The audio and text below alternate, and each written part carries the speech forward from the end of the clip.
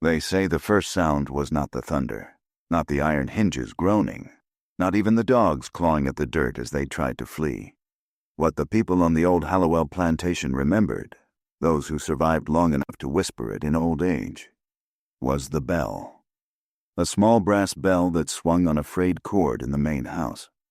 No one alive could say why it rang that night, or who or what had touched it. But when it chimed, the overseer dropped his lantern. The slaves working the drying sheds froze mid-step. And deep in the cane fields, an elderly man named Jonah dropped to his knees as if struck. A rumble followed. Not from the sky. It was too dry that summer for storms. The earth itself shuddered, like something beneath the soil had turned over. Then came the scream. A woman's voice, high and ragged, spilling out from the direction of the smokehouse. Some said it was the master's wife. Others swore it was the voice of a girl long dead, one whose name no one dared speak after that night. By dawn, 3 people were missing. A 4th lay dead in the orchard, her body oddly untouched except for the dirt packed beneath her fingernails. And on the porch of the big house, propped up neatly beside the rocking chair, sat a single object, a smooth slab of river stone carved with a symbol that did not belong anywhere in the Christian South. The sheriff kept that stone locked in his office for years, but it was never photographed, never sent to a museum, never logged in any public record. When he died, it disappeared from his desk drawer, leaving behind only a dark outline on the wood, like a scorch mark that had never felt fire. When the Hallowell family sold the old plantation into the 1920s, the realtor noted an odd clause in the surviving family correspondence. There had once been a rule so strict, so deeply embedded in the plantation's daily life, that breaking it came close to signing one's own death warrant. No slave ever broke it, not once, not in more than 60 years, not until that final night. And the letters suggest it was the violation of that single, nameless rule that set the whole chain of horrors into motion.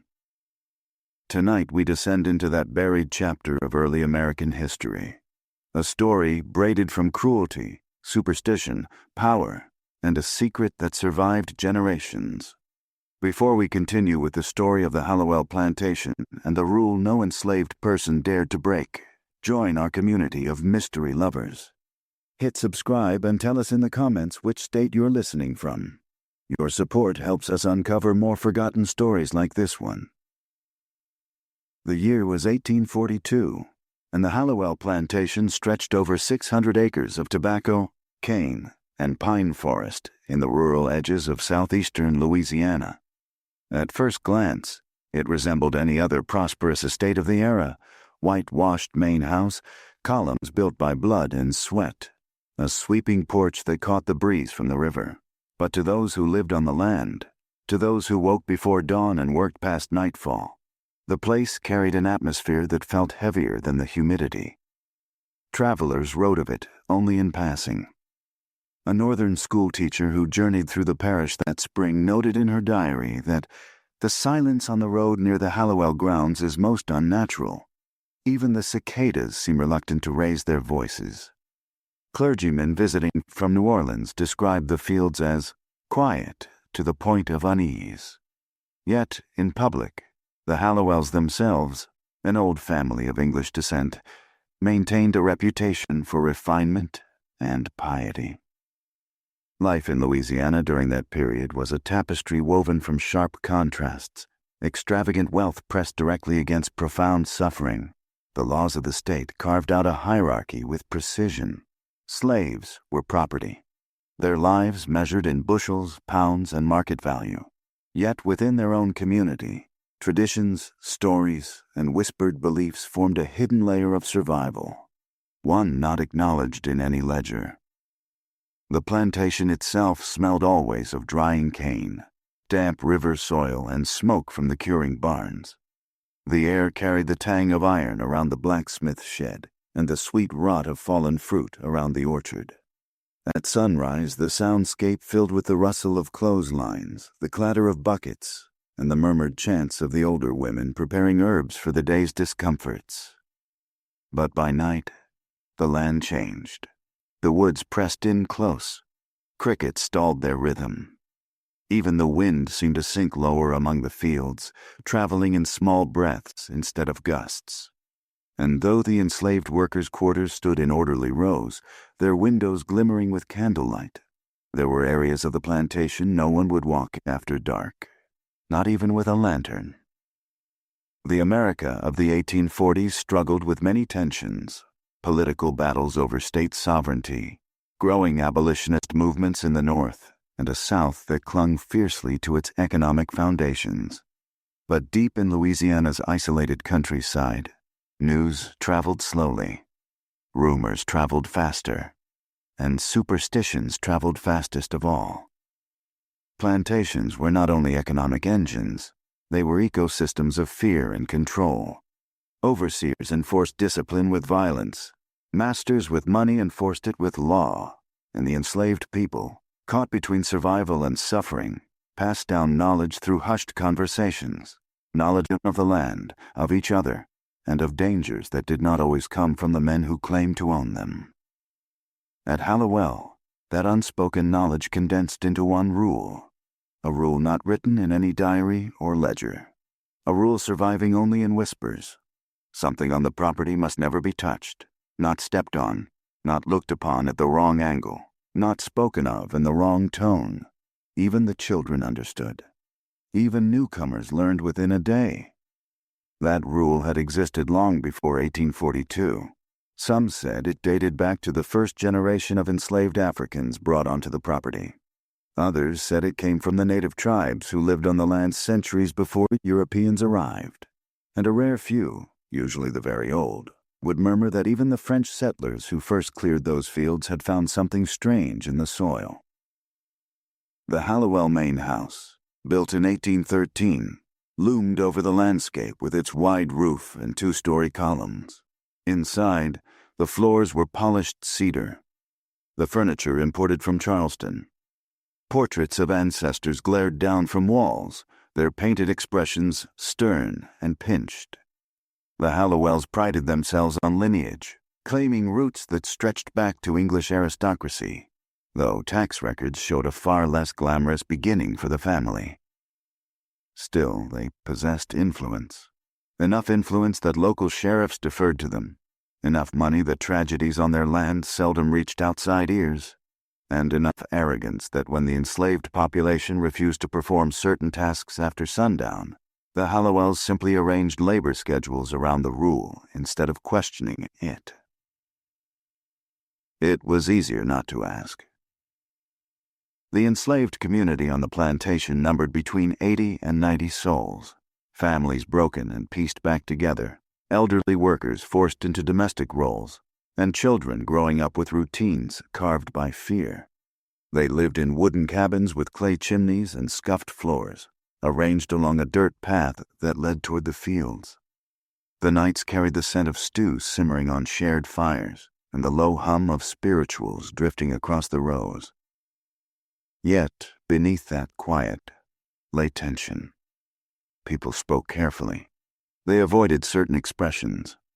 No one turned their head quickly toward the northwest side of the plantation where the pine trees grew too close together, their bark marked with faint, unexplained scratches. No one described the noises that sometimes drifted from that direction, soft tapping sounds like knuckles on wood, or the hush of something moving without disturbing the leaves. The field hands who worked closest to that area often returned pale and trembling. One young woman, Ada, refused to walk the boundary line during her pregnancy, whispering to another that the shadows there listen. An older man, Cyrus, once muttered to the cook that the land by the pines remembers more than it should, but when questioned by the overseer, they all stayed silent. The broader world outside the plantation buzzed with reminders of mortality. Cholera outbreaks had swept through the region only 2 years earlier. Churches were full. Newspapers carried stories of strange illnesses, of political rallies turning violent, of the lingering aftermath of slave rebellions in other states. Fear was a constant companion, yet the fear on Hallowell land felt sharper, older, and far less rational. Travelers in carriages kept their horses at a trot near the property, refusing to slow unless absolutely necessary. One local carpenter, hired to repair a roof beam in the big house, refused to stay past late afternoon. When the master questioned why he packed up early, the carpenter simply said, "Sir, your land goes quiet at sundown in a way a man ought not to ignore." What makes a place feel cursed? Is it the recorded history of suffering, or the quiet, unrecorded stories passed through generations? The Hallowell plantation held both in abundance. Every path had been walked 1,000 times by people who carried the weight of misery in their bones. Every building echoed with footsteps that left no mark. And in the middle of it all, somewhere near the northern edge of the fields, stood the thing the rule was built around. The thing that no slave dared touch, no overseer bothered to acknowledge, and no member of the Hallowell family ever admitted existed. Some described it as a mound, others as a stone outcrop. A few said it wasn't a physical object at all, but a place where the air felt wrong and the birds avoided flying overhead. Whatever it was, it existed long before the plantation, and according to every whispered account, it demanded respect, or fear, or both. Most plantations in Louisiana carried stories, ghost tales, hidden graves, warnings about swamps and spirits. But Hallowell's rule was unique because it was absolute. Even the most desperate, beaten, starving, enslaved individual would not break it. They would disobey an overseer before disobeying that rule. And for nearly 60 years, the rule kept something contained, or perhaps kept the people safe. Until the night the bell rang, and Jonah, the old field hand who had lived through 3 masters and 2 epidemics, realized with horror that someone had finally broken the rule. When morning broke over the plantation the day after the bell rang, the fields were strangely empty of birds. Not a single crow circled the corn rows. Not one jittery sparrow hopped along the fence rails. The sun rose slowly, as though reluctant to cast light on what the night had undone. And in the dim hush of dawn, 3 figures emerged as anchors to the events that would soon swallow the Hallowell estate whole. 3 whose stories entwined with the secret that had lived in the soil long before any of them were born. The first was Jonah, tall despite his age, his back stiff as an old cedar, skin lined with decades of sun and sweat. He had arrived on the plantation long before anyone currently alive could remember. Brought from Virginia at barely 16, sold twice before that, a man whose life had been carried across states like cargo. Yet he possessed an aura of quiet authority that not even the overseer challenged. Children, even the ones not his own, ran to him for comfort in storms. Sick workers called for him before any plantation doctor, and the elders deferred to him in disputes. His voice was low, gravelly, shaped by years of whispering knowledge that was not meant for white ears. In the rare moments he allowed himself to speak of his past, he mentioned a grandmother who taught him to listen to the earth, to sense the memories buried beneath roots and stones. The ground talk, he once murmured to a boy too young to grasp the meaning. He'd know what happened when no one else was watching. Most believed this was just old man talk, superstitions worn soft by time, but a few saw the sharp alertness in his gaze when he looked toward the northwest pines, and they knew he wasn't simply telling stories. 2 nights before the bell rang, Jonah had warned the others not to wander from the cabins after sundown. "Wind feel wrong," he said, tightening the rope securing the shutters. "Trees whispering louder than they ought to." When a younger worker, Samuel, laughed and said, "Oh man, you just hearing your own bones creak." Jonah leaned close and whispered something that drained the humor from the boy's face. He never repeated what was said. On the dawn after the scream from the smokehouse, Jonah did not speak at all. He stood by the cabin door, hands clasped behind his back, staring at the distant pines with the expression of a man who knows an old fear has finally come home. A very different figure watched the same horizon from the porch of the main house. Margaret Hallowell, the master's wife. She was not tall, nor especially formidable in stature, but she carried an intensity that filled any room she inhabited. 38 years old, pale, her auburn hair always shaped into braids pinned tightly against the heat. She was known in the parish for her stern propriety and her uncanny composure. And the townsfolk said she had once been beautiful, before 3 miscarriages and a lingering illness hollowed out her cheeks and left her eyes rimmed with faint shadows. She seldom left the estate except for church, and even then, other women noted the anxious way she clasped her hands together during hymns, her knuckles white, lips moving but no sound escaping. Her marriage to Thomas Hallowell had been arranged, a union between 2 old families. Thomas, handsome, confident, silver-tongued, played the role of plantation master with theatrical ease. Margaret played the role of dutiful wife with gritted determination. But beneath her carefully folded dresses and prim posture, something simmered, something brittle and frightened. Those close to the family whispered that Margaret's fear did not come from her husband, nor from the estate's labor, nor even from the tragedies that had taken her children. Her fear was older, rooted in something she had seen years ago on the property. When asked about it once by her visiting cousin, she had gone still and said in a voice that trembled, "Some things are better left unspoken, Clara. The land remembers when we dare forget." To the enslaved community, Margaret was an enigma. She did not whip, curse, or strike. She rarely gave orders, leaving that to her husband and the overseer. Yet she watched everything with unnervingly sharp eyes, and she often paced the porch at night whispering prayers under her breath while clutching a silver cross. Jonah knew she understood more about the rule than she ever admitted. He had seen her once, years ago, standing frozen near the edge of the forbidden pines, staring at something only she could see. That morning, while the servants huddled near the kitchen door and the air trembled with dread, Margaret stood alone on the porch. When Thomas appeared behind her, rubbing sleep from his eyes and muttering about the missing hands, she whispered, "It's happening again." He scoffed, placing a hand on her shoulder. "Don't start with that nonsense, Maggie." She didn't answer, but her silence spoke volumes. The third character whose presence would shape the unfolding catastrophe was a young woman named Eliza. 19 years old, with dark skin that glowed bronze in sunlight, a narrow face, and deep-set observant eyes that missed nothing. She had been born on the plantation, her mother dying during her birth, her father sold when she was 8.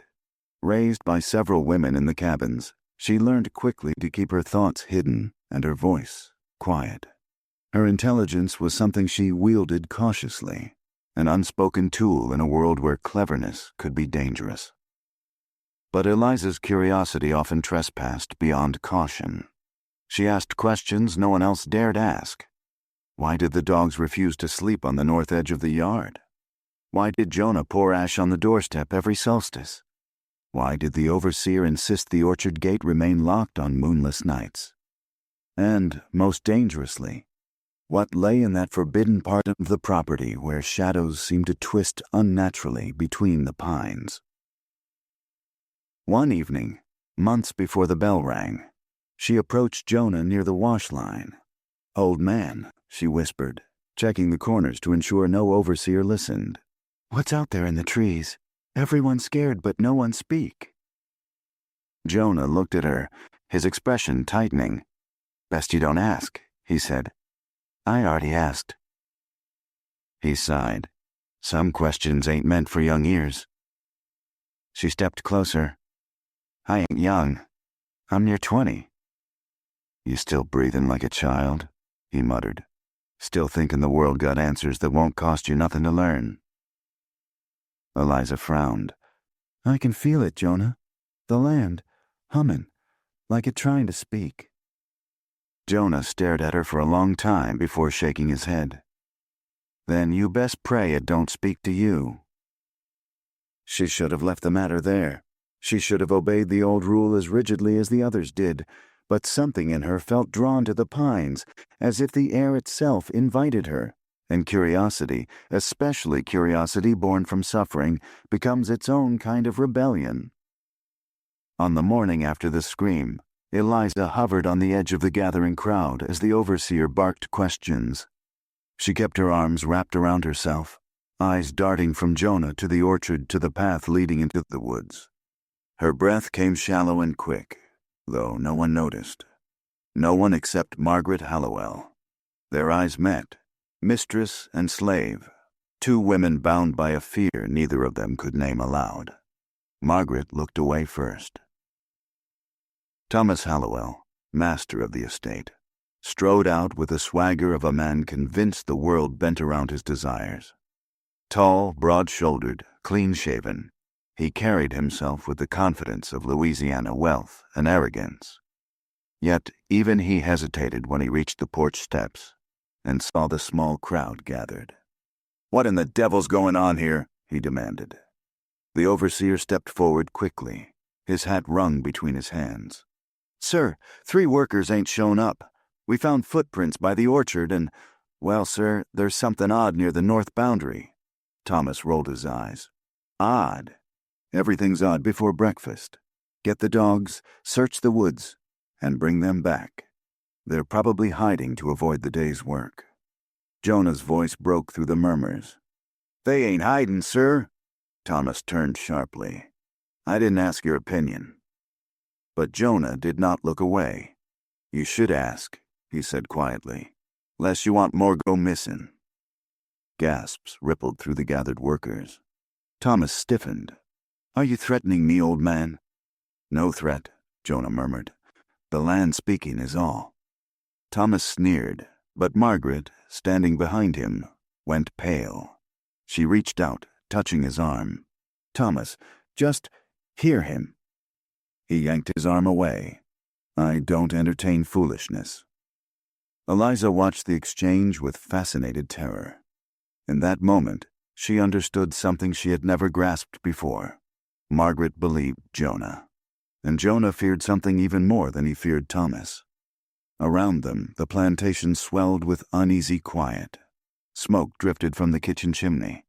The sun climbed higher, and yet the entire estate seemed suspended in a breath held too long. As the overseer prepared to lead a search party into the woods, the dogs balked at the tree line, whining and pulling back on their leashes. The men cursed, tugging, but the animals only clawed the dirt, tails curled under.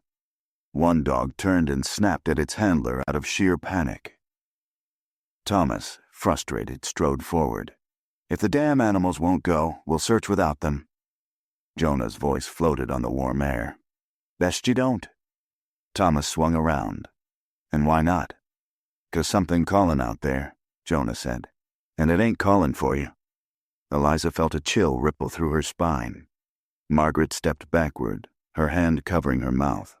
And even the overseer, usually unshakable, looked toward the trees with a flicker of anxious uncertainty.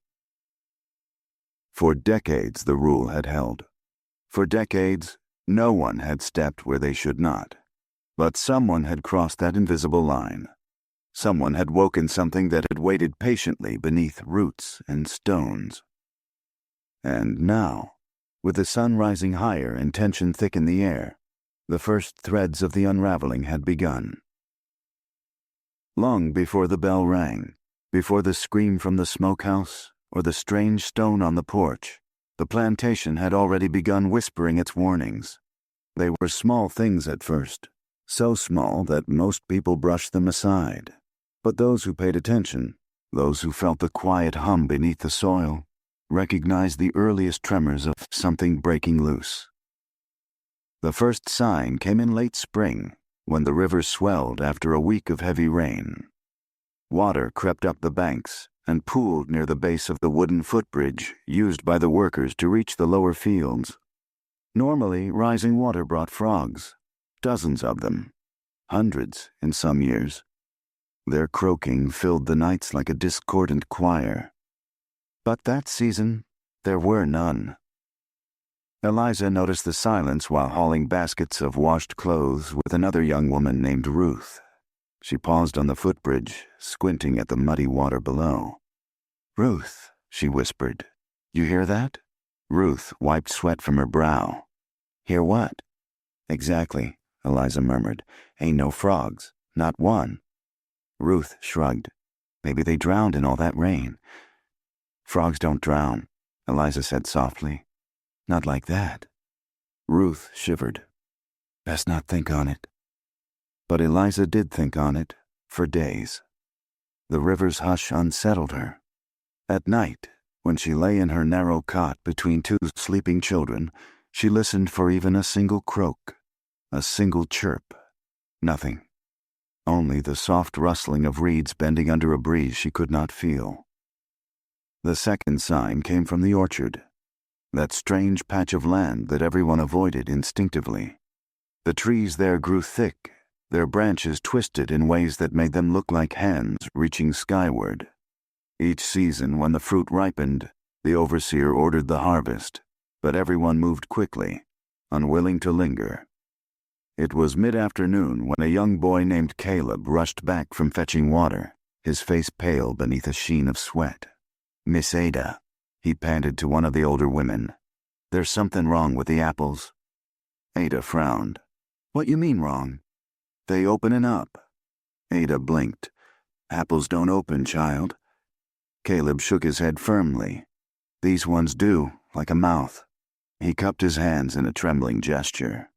They split on their own, cracked right down the middle without nobody touching 'em. Ada snatched a ladle and marched toward the orchard, scolding under her breath. But she returned only minutes later, breathless and shaky, tossing the ladle to the ground as though it burned her. Leave the orchard be, she whispered to the other women. Tell your young ones to keep clear. When pressed, she would say nothing more. But those who dared to peek later found dozens of apples scattered on the ground, split clean open from stem to core, their insides strangely dry, as if hollowed by heat. Jonah studied one silently, his expression darkening. Ain't natural, he muttered. Ain't natural at all. The third sign arrived under cover of night. Eliza heard it first. She had woken suddenly, jerked from sleep by what she thought was knocking, soft knocking, too rhythmic to be branches tapping. 4 taps, pause, 4 taps again.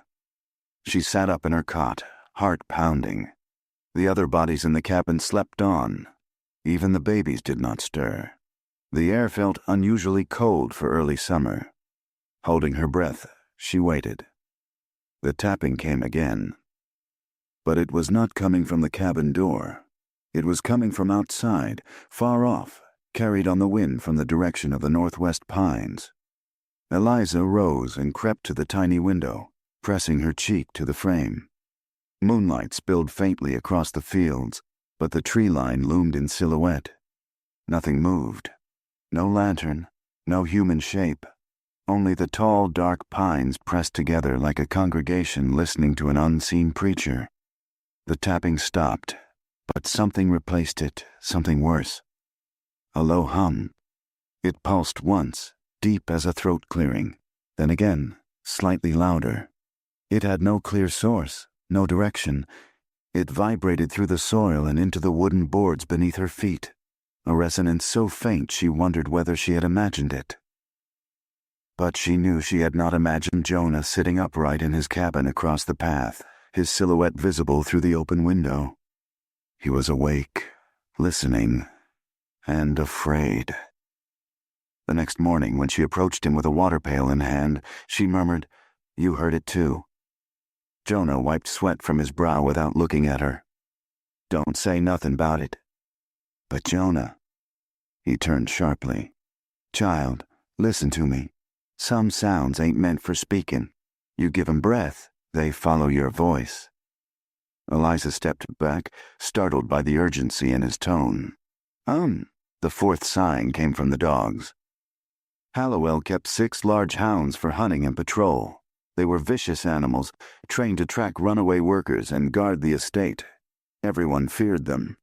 But one evening, while Thomas prepared for a hunt, the dogs began whining. Their hackles rose. They pressed against the kennel walls as if trying to force themselves through the wood. When Thomas cracked his whip to quiet them, the dogs didn't cower. They howled, Not like beasts. Like creatures begging. Raw, terrified keening that echoed across the yard and froze the blood of every child within earshot. Margaret heard it from inside the house and dropped a plate she'd been carrying. "Thomas, stop," she whispered. "They're frightened." "Of what?" he scoffed. But Margaret didn't answer. She simply stared out the window toward the same cursed patch of woods Jonah avoided, her lips trembling with unspoken fear. That night the dogs refused to lie down. They paced in circles until dawn, their eyes fixed on the darkness beyond the pines. By the time the final sign appeared, the bell ringing on its own, the entire plantation seemed to hold its breath. The fruit splitting, the river gone silent, the dogs maddened with fear, the tapping in the night. Each had been a whisper from the land.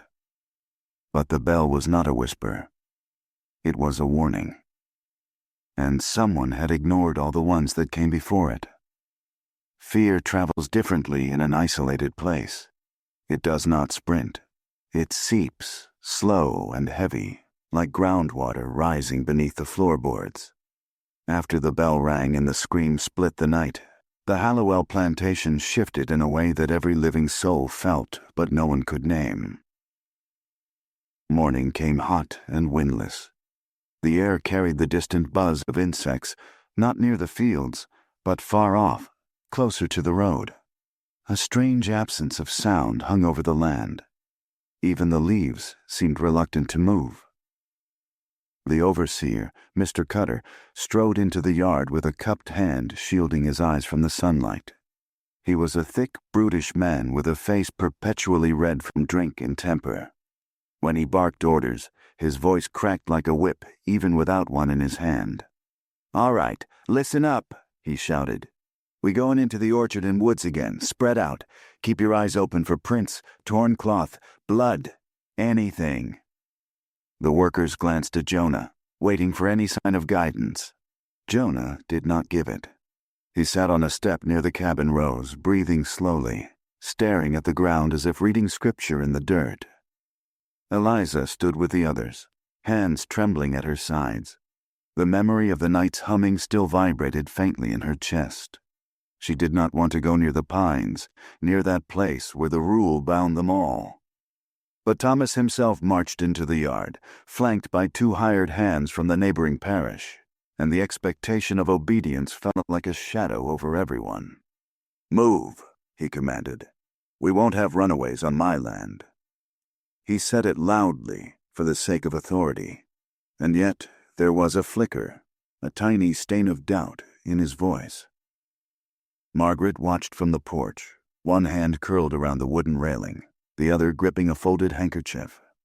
She looked sleepless, pale, haunted. As Thomas assembled the search party, she whispered, "Thomas, if it was the rule, if someone broke it—" He cut her off sharply. "I told you not to speak of that." "But—" "No?" She swallowed the rest of the sentence, but her eyes drifted toward the trees, and her lips moved soundlessly, perhaps in prayer, perhaps in fear. The workers formed a line, spreading out across the orchard first. The split fruit still littered the soil, cracked open like small wounded things. Flies gathered around them, though the flesh inside was too dry, too unnatural to sustain decay. Eliza stepped carefully to avoid crushing one underfoot. Behind her, a man whispered, "Ain't ripe fruit supposed to rot?" Another murmured back, "This land don't behave right." Mr. Cutter turned sharply. "Silence." They moved forward. Jonah did not join them. He simply watched, jaws set, hands trembling slightly as though resisting the urge to intervene. The first incident occurred near one of the older apple trees. A worker named Ruth spotted footprints, bare feet, small, leading toward the pines. She pressed her fingers to the earth. "These fresh," she whispered. "Made some time past midnight." Mr. Cutter crouched beside her. "How you know that?" "'Cause the dew laid after," she said softly. "See how the grass sticks? Whoever walked here passed before the dew fell." He grunted, impressed despite himself, and gestured for the group to follow the trail. The footprints were light but clear, weaving through the orchard, dipping into a shallow ditch, then emerging again on the other side. Eliza felt her stomach twist. "Small feet," she murmured. "Maybe a child." "Or a woman," Mr. Cutter said. "One of the missing." But the prints didn't look human by the time they reached the forest line. The toes elongated, the arches flattened, and by the time the trail reached the first row of pines, the indentations resembled something uncomfortably close to claws. Mr. Cutter swore under his breath. A trick of the soil. But no one believed that. The air near the tree line felt oddly colder. The scent of pine resin was heavy, almost nauseating, as if the trees exhaled too sharply. The shadows under their branches seemed to pulse with faint movement. Thomas stepped forward. "Into the woods," he ordered. Margaret called from the porch, voice sharp with fear. "Thomas, don't!" He ignored her. The workers hesitated. Jonah's gaze bore into their backs, silently urging them away from the boundary. Eliza opened her mouth to protest, but Mr. Cutter had already seized her wrist. "You come too," he said. "You got quick eyes. Use 'em." She stiffened but nodded. Obedience was survival. The woods swallowed them quickly. The shade blotted out most of the sun, leaving the air cool and thick. Eliza listened carefully. No birds, no insects. Only the soft crunch of leaves underfoot. "Spread out," Thomas said. 2 arms' length between each person." Eliza stepped carefully through a bed of pine needles. She noticed scratches on the trunks, long, jagged grooves that could have been from animals, but the height of them made no sense. "Look here," one of the hired men whispered. "Something been clawing at the trees." "Bears, maybe," Thomas said. "There ain't bears in this parish," the man replied. Thomas glared at him. "Then wolves." "Wolves don't stand upright to claw," Eliza murmured. Thomas whipped around. "What was that?" Eliza lowered her eyes. "Nothing, sir." Farther into the trees, the air thickened. A heavy smell drifted through the branches, earthy, metallic, strangely sweet. Mr. Cutter gagged slightly. "What in hell is that?"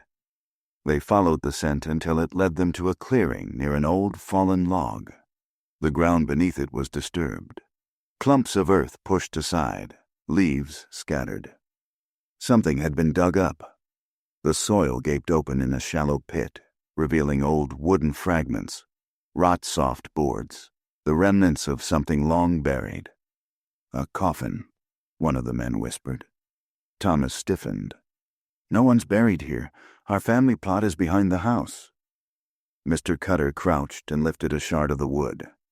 The underside was blackened and brittle. As he brushed away the dirt, a faint, carved symbol emerged, curving lines etched by hand, old enough that the edges had softened with time. Eliza's breath caught. She had seen the symbol before, on the stone that appeared on the porch after the scream. Thomas straightened, trying to shake off the tremor in his hands.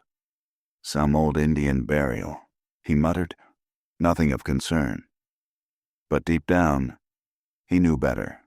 This land had secrets older than the Hallowell name. Mr. Cutter's voice cracked. "Sir, the bones are gone." Thomas froze. "What?" He gestured to the pit. If this was a coffin, something dug it up. The woods broke from inside. Something crawled out. A low murmur rippled through the workers. Eliza felt fear coil inside her like a tightening rope. "It's an animal," Thomas insisted, voice brittle. "A cougar, maybe."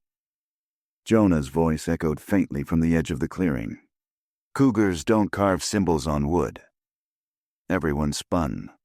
Jonah had followed after all, though he remained at the perimeter, refusing to cross the invisible line where the soil changed color.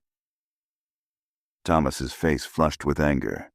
"This is none of your concern, old man." Jonah stepped forward, shaking his head. Everything on this land my concern. I worked it longer'n you lived." Mr. Cutter moved toward him threateningly, but Thomas held up a hand. "Fine," he snapped. "If you're such an expert, what do you think happened?" Jonah's eyes drifted to the broken coffin. "The dead don't stay buried on cursed soil."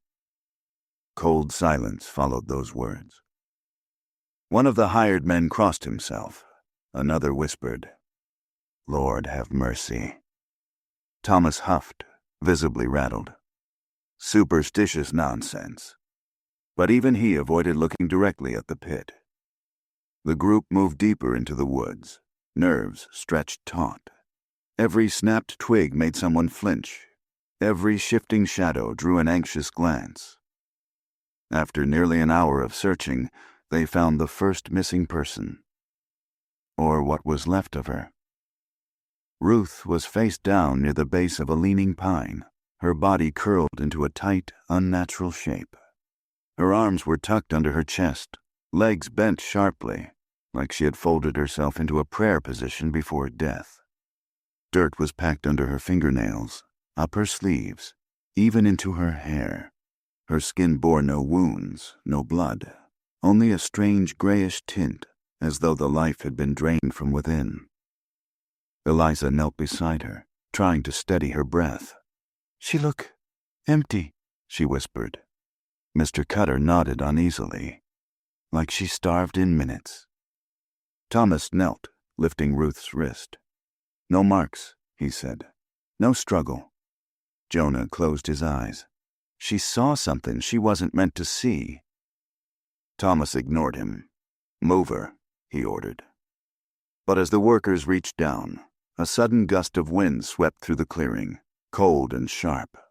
Leaves spiraled upward in a tight circle, as if stirred by invisible fingers. The men froze. Even Thomas hesitated. Margaret's voice drifted faintly from the distance. "Thomas!"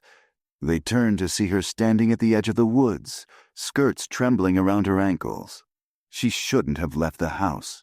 Everyone knew she rarely stepped beyond the porch, but fear had driven her. "Thomas," she repeated, breathless. "Come back, now." "I will not," he snapped. "You must," she insisted. "It's waking. Don't you see? The signs?" Thomas stormed toward her. "Enough of your nonsense."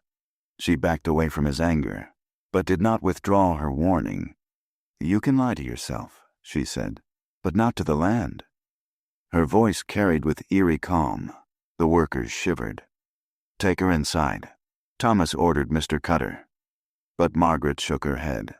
"No one should be inside that house today," she whispered. A new dread settled over Eliza's bones. When they returned to the main yard carrying Ruth's body wrapped in a sheet, tension wrapped itself around the plantation like fog. Workers gathered near the cabins, whispering prayers. Children clung to their mothers' skirts. Jonah walked behind the group, silent and grim. Margaret stood on the porch, eyes wide and distant. When she saw Ruth's form, she pressed both hands to her chest. "Eliza," she whispered suddenly. Eliza looked up, startled. Margaret never called her by name. "Did you hear it last night?" Margaret asked gently. "The humming." Eliza froze. For a moment she could not speak. Then she nodded. Margaret closed her eyes. "Then it knows you heard." Thomas grabbed his wife's arm. "Enough."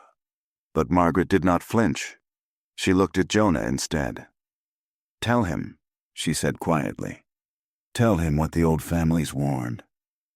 Jonah's shoulders sagged. He whispered, "Warning ain't never helped a man who ain't listening." The workers buried Ruth at the edge of the cabins. Thomas refused to allow her into the family plot. That night, as the sun bled into the horizon, prayers drifted from the cabins in soft, steady hums. A few women lit hidden candles. Jonah poured ash around the burial mound. After sunset, the night pressed close. The dogs whimpered in their kennels. No one slept. Near midnight, the tapping returned. 4 taps. Pause. 4 taps again. But this time it wasn't coming from the woods. It was coming from the walls of the main house. Some swore they heard footsteps pacing the halls. Others claimed they saw a figure glide through the orchard, something too pale, too still to be living. A child insisted he saw Ruth standing near the pines, head bowed, hands folded neatly.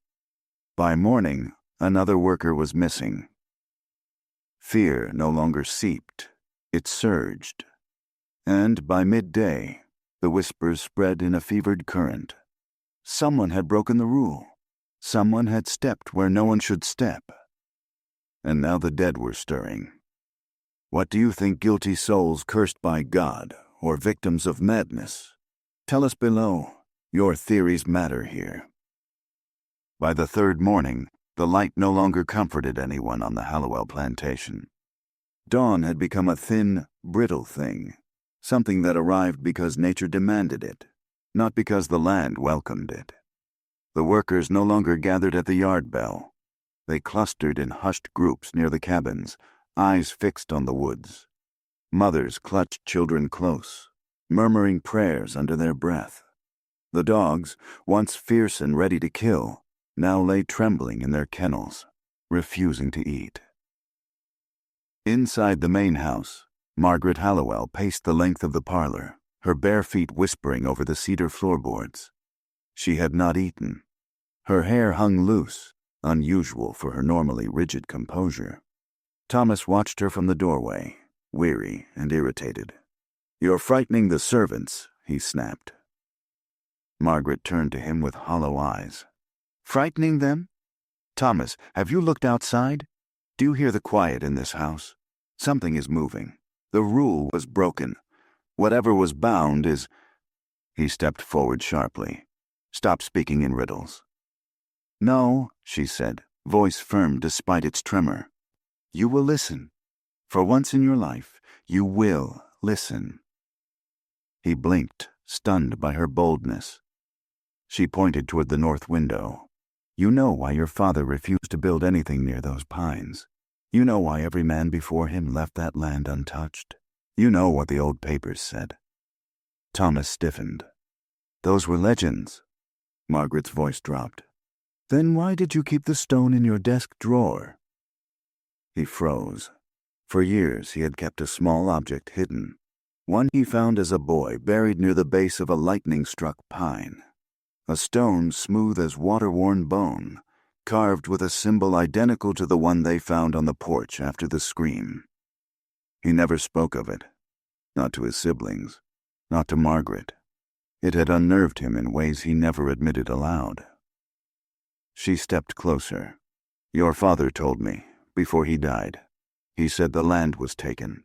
He said something lived here long before your people built this house, something your ancestors bargained with. And they made a rule, one rule, to keep the land still." Thomas swallowed hard, jaw clenched. Old men's tales. Margaret whispered, "Thomas, I saw it." Silence shook the room. "Eliza," a voice called softly from the yard. Eliza stepped outside, shielding her eyes against the rising sun. Jonah stood near the ash-marked mound of Ruth's grave, hands clasped behind his back. He looked more tired than she had ever seen him. "Another gone," Jonah said quietly. Eliza's breath hitched. "Who?" "Samuel." Her stomach twisted. Samuel, who always joked, who always shared scraps of bread with children who had none. She wanted to deny it, wanted to believe he had fled the plantation, but the tension in Jonah's voice told her otherwise. "Where'd he go?" she whispered. Jonah shook his head. "Ain't sure he went anywhere of his own will." Her skin prickled. "Jonah, you think something taken him?" Jonah looked toward the pines. "Ain't thinking. I know."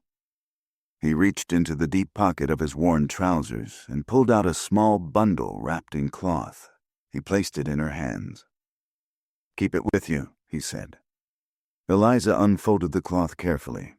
Inside lay a twist of dried root, a smudge of ash, and a thin leather strip marked with strange symbols. "What is it?" she asked. A ward, Jonah murmured. Won't save you if the land call your name, but it'll keep you hidden a little while longer. Her fingers trembled. Why me? Because it heard you, Jonah said. And now it know your breath, your steps, your fear. I seen it choose before. I seen who it hunger for. Eliza's eyes watered. Jonah, what's out there? He looked at her then with eyes ancient and mournful, something that ain't ever satisfied. A bell rang from the house. Not the small brass one, the yard bell, struck by Mr. Cutter's heavy hand. Jonah tensed. Come, they callin'. Thomas stood on the porch, looking pale but determined. Behind him, Margaret hovered like a ghost.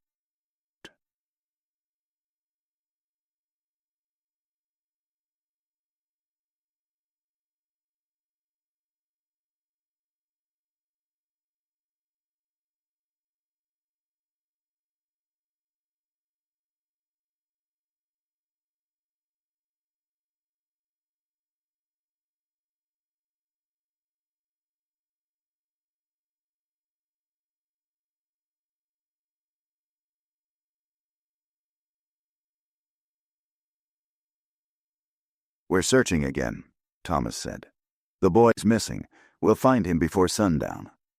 Jonah stepped forward. You won't find a living boy. Thomas glared. I'm not listening to your superstitions.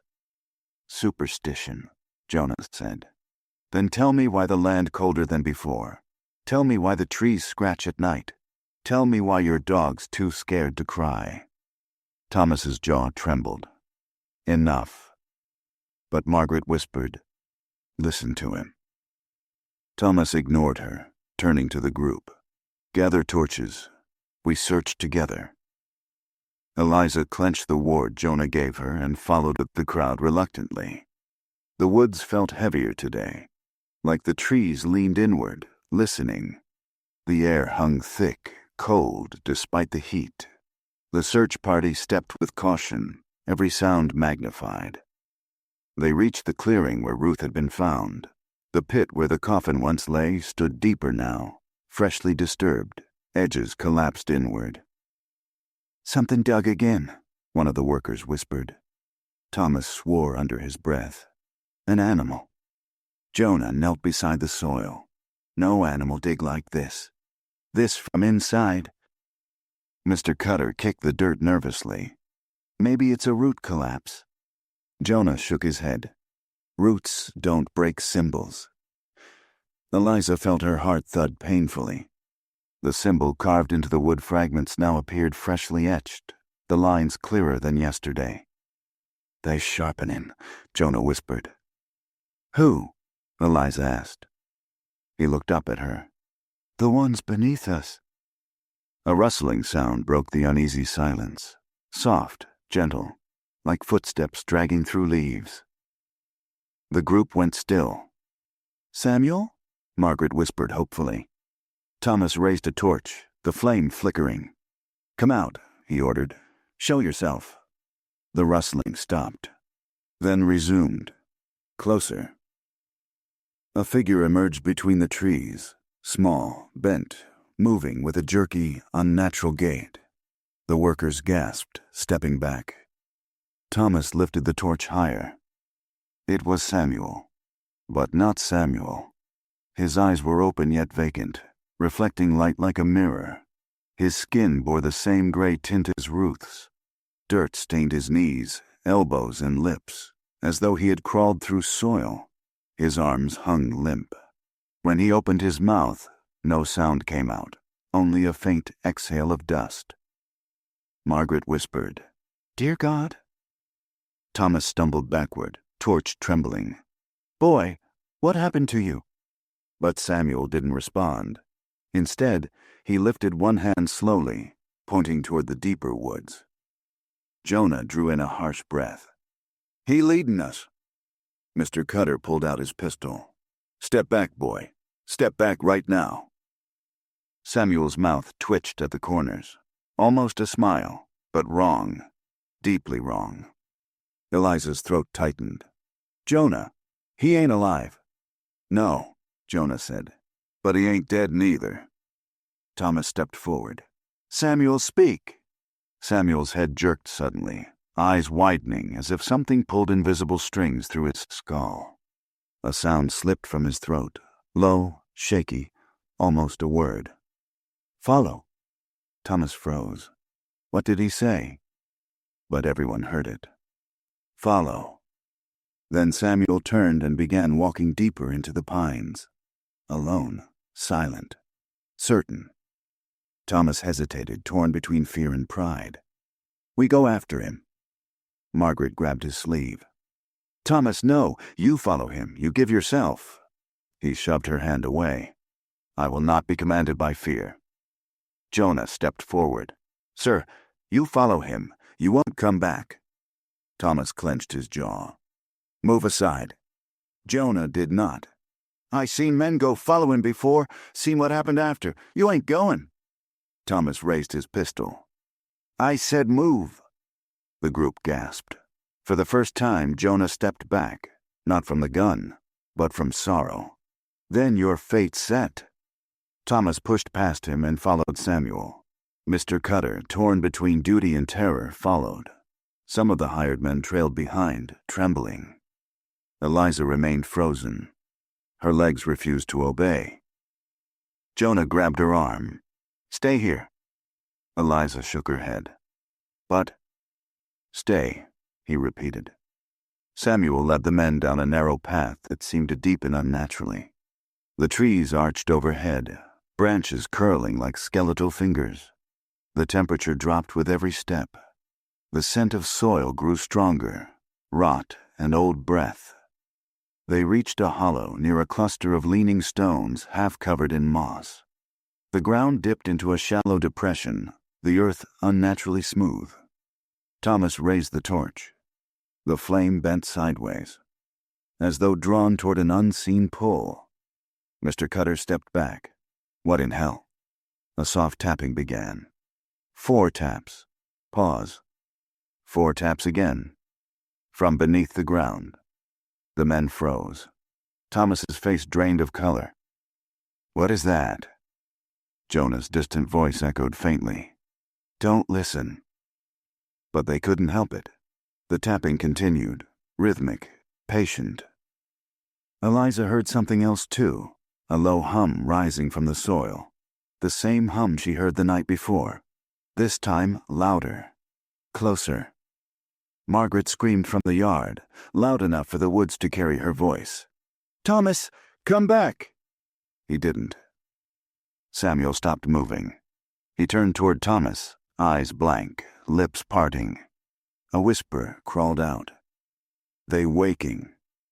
Thomas stepped back instinctively. Who? The ground answered.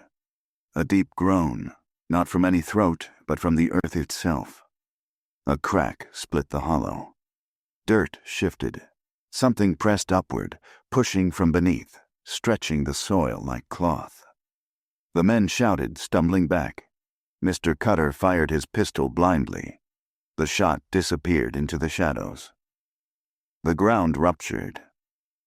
A pale hand pushed through the soil, long fingers, too thin, knuckles protruding like stones. It clawed for air. Another hand followed. Then a shape, elongated, unnatural, began rising slowly. Not a corpse. Something older. Something that had waited. Eliza screamed. The workers fled in all directions. Margaret collapsed to her knees in the yard. Thomas staggered backward, torch shaking wildly. This is impossible. The figure rose further, head tilting with a sickening crack. Its face was wrong, features distorted, stretched, like clay molded by blind fingers. Its eyes were hollow pits filled with shifting darkness. It whispered, not in English, not in any earthly tongue, a thin, rasping lullaby of hunger and memory. Jonah shouted, "Don't look at its eyes!" But Thomas already had. The creature's head twitched, its gaze fixed on him. Thomas dropped the torch. The flame hit the earth, sputtering.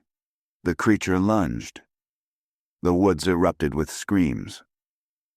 Branches shook violently as men ran, crashing through undergrowth. Mr. Cutter shouted for help before his voice cut off abruptly. Something dragged him into the darkness. Samuel's vacant body collapsed, motionless. Eliza crouched behind a fallen log, tears streaking her face. She clutched the ward, whispering Jonah's warnings. The creature passed close, so close she smelled earth and cold breath. But it did not turn toward her. The ward dimly glowed against her skin. Jonah found her, pulling her to her feet. "We ain't safe here. Move!" They staggered back toward the yard. The sun was nearly set. As they emerged from the woods, Margaret stood trembling. "Where's Thomas?" Jonah shook his head. She covered her mouth, sobbing. What is it?" she whispered. Jonah looked at the pines. "Something your ancestors bound. Something they fed with silence and respect. Something that don't take kindly to hunger." Margaret collapsed to her knees. Dear God! Dear God!" Eliza looked back at the woods. "Jonah, what it want?" He looked at her with ancient sorrow. "It want what was taken from it, and now it want more." The hum rose again, from the woods, from the soil, from the stones. It was awake now, completely awake, and the rule that once held it, shattered. If you stood in that room, would you call it crime or sacrifice? Leave your answer. By the next morning, the Hallowell plantation was no longer a place of labor and routine. It had become a site of evacuation. A quiet exodus began before dawn, mothers bundling infants against their chests, older men supporting the wounded, children stumbling half asleep as they tried to follow the adults' frightened pace. No one waited for orders. No one asked permission. They moved because survival demanded it. Jonah had urged them to leave before sunrise. "Whatever walked last night ain't done," he warned. "It tasted daylight. It remembered the feel of open air. You stay, you feed it." Some were hesitant at first, fear of punishment deeply carved into their bones. But when the dogs refused to leave their kennels, when the yard bell swung on its own in the early morning wind, though the air was perfectly still, the final thread holding any illusion of normalcy snapped. Margaret Hallowell sat on the porch, wrapped in her shawl, watching the workers flee with trembling hands. She looked gaunt, her cheeks hollow, her eyes red from crying. She no longer argued, no longer clung to propriety. She simply watched the land she had married into crumble beneath the weight of its own buried sins. Eliza approached her cautiously. "Missus, you gotta come too." Margaret looked at her with an expression that resembled gratitude and despair intertwined. "I cannot leave this house," she whispered. "It is mine, and his father's before him." Eliza swallowed hard. "A house ain't worth your soul." Margaret looked away. "My soul," she murmured, "was promised long ago." Jonah stepped beside Eliza, his voice gentle but unyielding.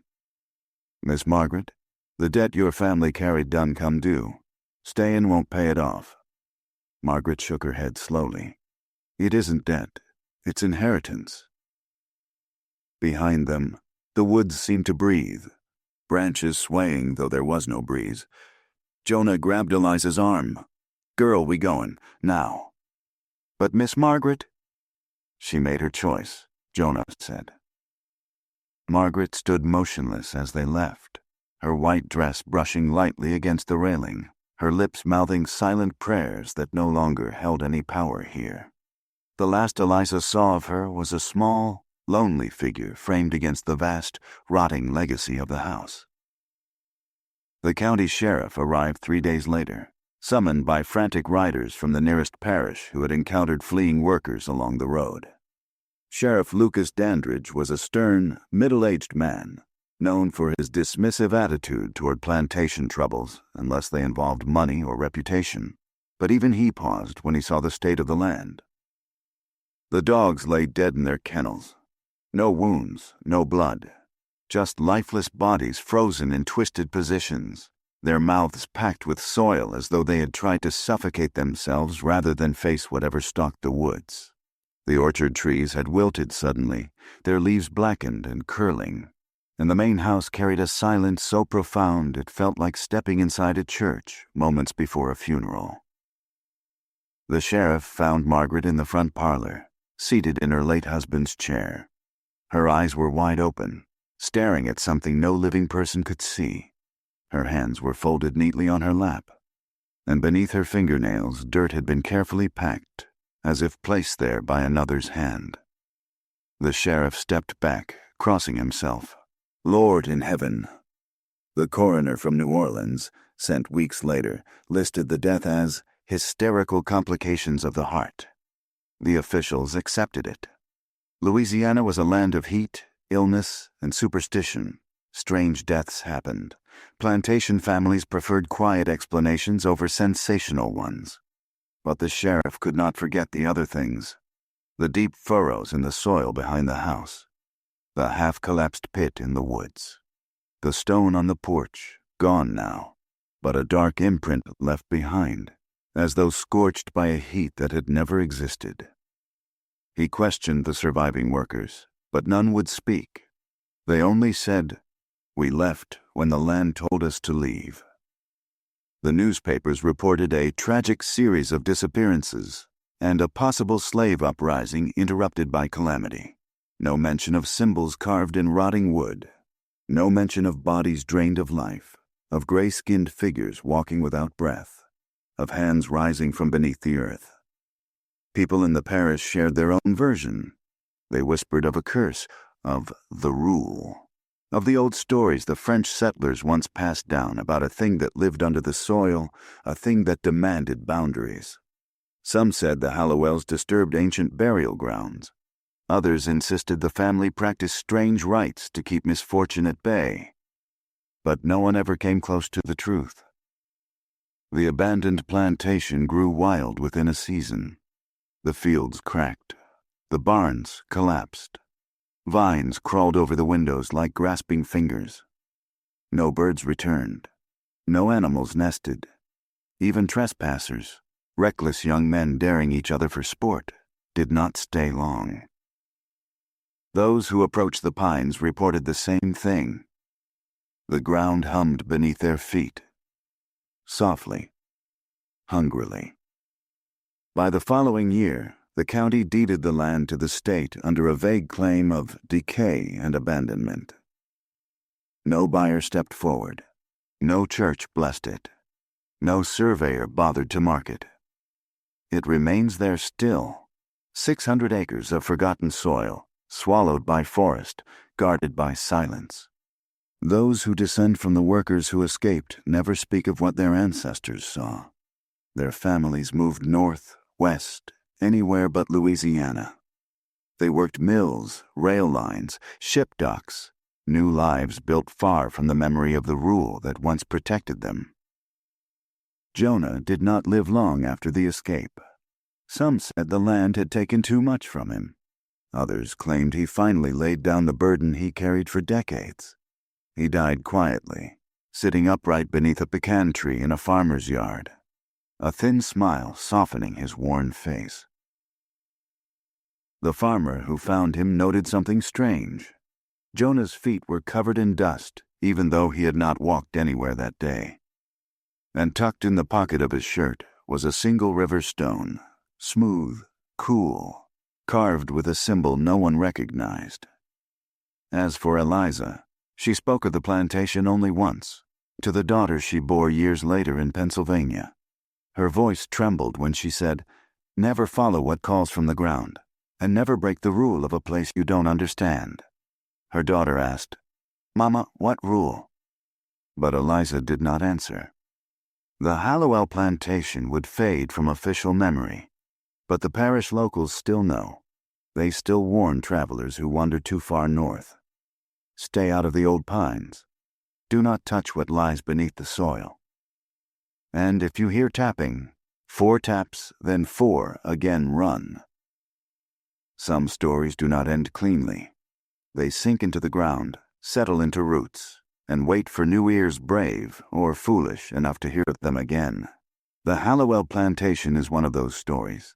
Its fields have withered, its house has collapsed, and the pines have swallowed nearly every trace of the path that once led to the place no one dared to tread.